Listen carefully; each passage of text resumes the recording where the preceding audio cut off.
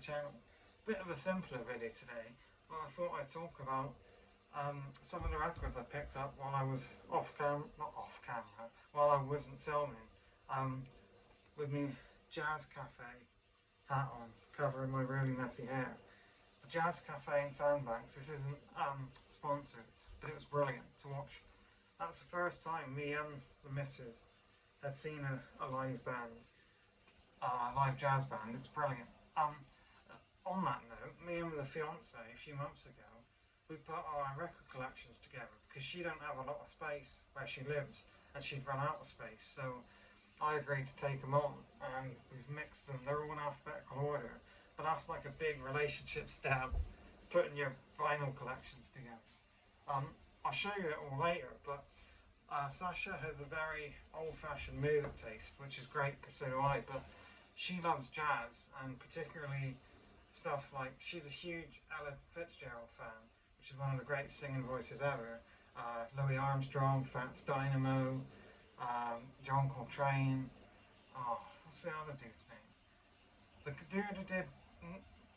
dude who did Bitches Brew. It's called Miles Davis. Miles Davis. I knew it'd come to me. But yeah, she loves jazz and old music and swing, and it's great. I love it a bit. Not the point of the video. So first of all, we have Pink Floyd. Now, Pink Floyd really pissed me off. They did a 50th remix of Dark Side of the Moon, in the same vein as what the Beatles have been doing with Giles Martin. But what they did for the vinyl release, they bundled the new mixes in with the live album, and then I think there was also some posters and postcards and extra fiddly bits, but it was like $200. It was a ridiculous price, and I thought, I ain't paying that. But because I'm a sucker and I love Pink Floyd, especially this album, I still picked up this. You could buy the live album as a standalone, so I bought that, and I fucking love it. And the live album, it's just a great album. You can go and watch my review for this album if you want to know my thoughts on it, but it's fantastic. But what drew me in is this amazing artwork. I love just the planning stage of one of the most famous covers ever. I fucking love it. It's brilliant the way they've done that. And as well as like the pencil drawing in the centre, it's just fantastic.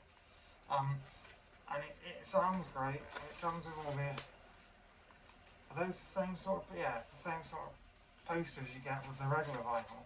But, hear me out, so it's 200 quid for that and the new mixes in the box set, but I've seen on their page last week that they're now releasing the 50th anniversary edition as a standalone vinyl now. So what it leads me to believe that no one wanted to pay the extortionate price for the box set, so now they're having to release it as a standalone because no one wanted to bloody pay for it. Next up, I'll do this one next. So this is a new artist I haven't spoken about on the channel before, but I'm hoping he has some fans in my audience, and it's Muddy Waters. Now, Muddy Waters is an absolute legend and an icon. After World War, this is a massive oversimplification, but after World War II, Muddy Waters pioneered electric blues music, because before then they weren't really using electric guitars and stuff. So, I mean, on this album he has a song called The Blues Had a Baby and They Named It Rock and Roll, which is, it's a really good song, but it's true. Music like Muddy Waters and so many other, I can't remember their names, I wrote them down somewhere and I couldn't find a piece of paper, but basically blues music birthed rock and roll and rock music. You know, all these people you see behind me, like the Beatles, Elvis, Oasis, you know, none of that would have happened without blues music, and particularly Muddy Waters. I've seen him called the father of rock and roll, which is apt. And the reason why I wanted to buy this album in particular is his song, Mannish Boy. I absolutely love Mannish Boy.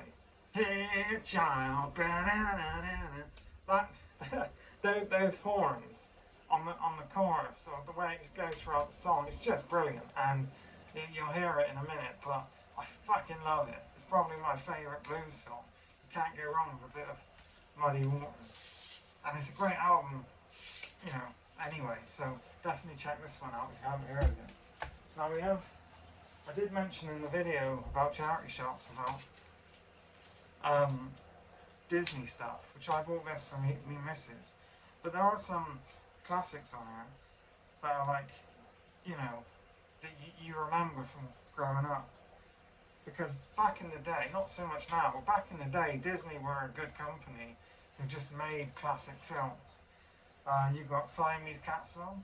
We are Siamese, if you please. Winnie the Pooh, Winnie the Pooh. Sorry, never happen again. It's where there were more. Oh, the Bare Necessities. Everyone loves that. It's just nice to put on some childish music.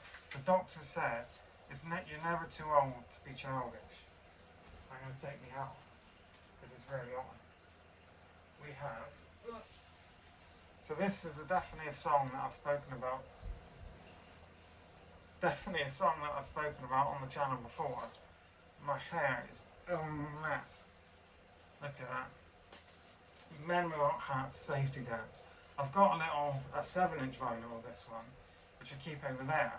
But to me, this is one of the best 80s songs ever. It's really fucking cheesy, but it's so catchy, and I can just sing it off by heart, and I love the beat. And this has, because it's a 12-inch, it's just extended, so like the start just has more of that beat, and it sounds fantastic.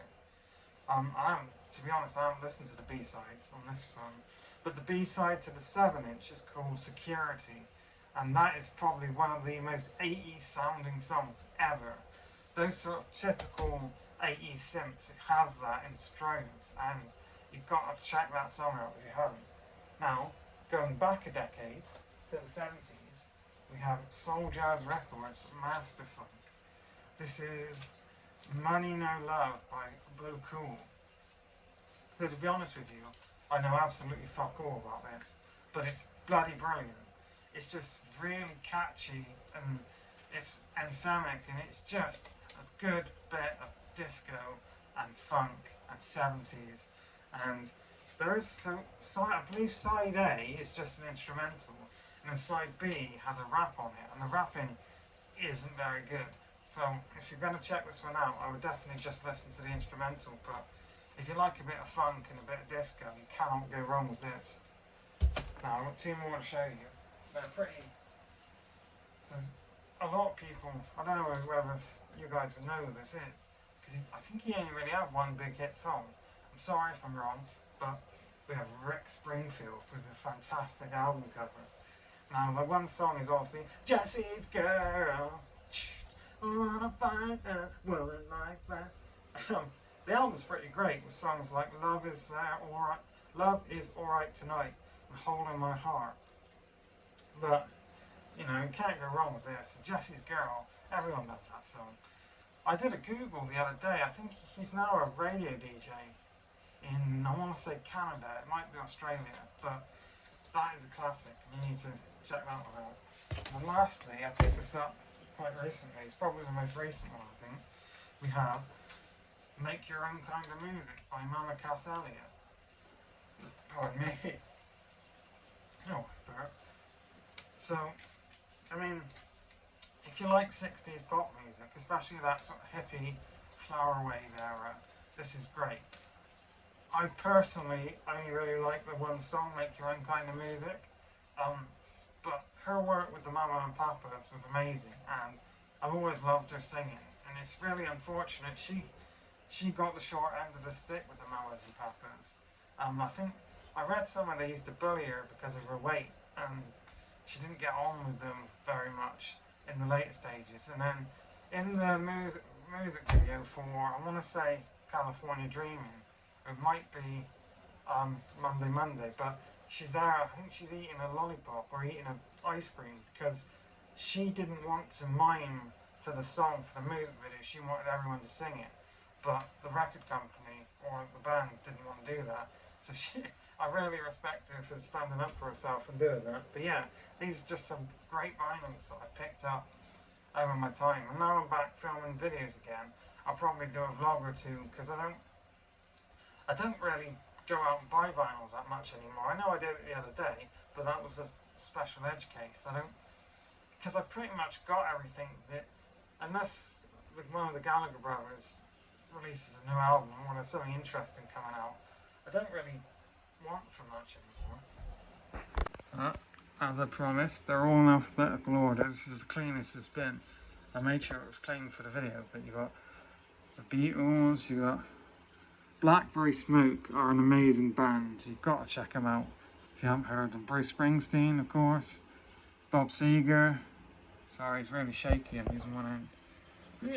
You got Boney M, Buddy Holly, and then you move on to sort of Elvis. But then you get to like, see, as I said, my fiance loves Ella Fitzgerald. So most of what you can see there is Ella Fitzgerald, or like the Everly Brothers. You got the Jacksons with Victory, Green Day, Interstellar. That is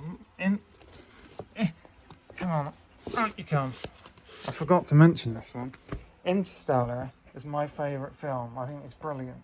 And the soundtrack by not Christopher Nolan, Hans Zimmer. The soundtrack is just brilliant. This is one of the best soundtracks ever made. Straight back up. I'll show you the rest of them, but yeah, and that is my collection. Besides, like 45s are down in there because they're smaller and I need to keep them safe. But yeah, thanks for watching, and I'll see you again soon. Take care, everyone. Check out the music I've mentioned because you're gonna love it.